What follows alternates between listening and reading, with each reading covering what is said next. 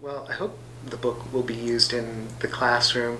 In a way, I wrote the book in dialogue with my students.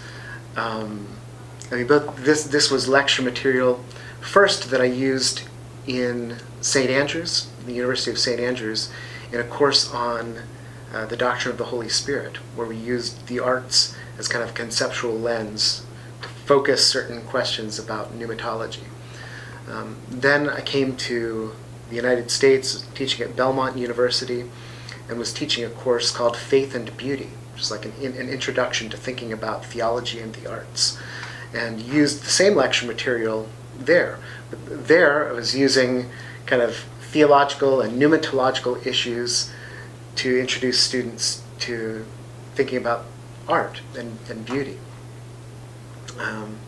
So it was a book written very much in dialogue with my students, and even when I got stuck, at different points writing the book, one of my tricks was I had a couple of ideal readers in mind who typically were 2 or 3 students that I had had in class, and I'd say, okay, now imagine explaining this to this student. It's been very gratifying over the past year. I've heard from professors who are using the book, and one of the things that's been gratifying is indeed they're using the book in some of those different ways. So I've heard from a couple of professors who are using the book in courses on theology of culture, and it certainly makes sense in that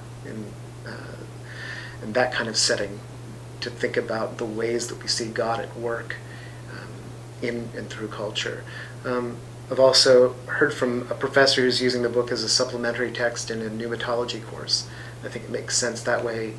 Each of the different chapters address some of the different principal works of the Holy Spirit.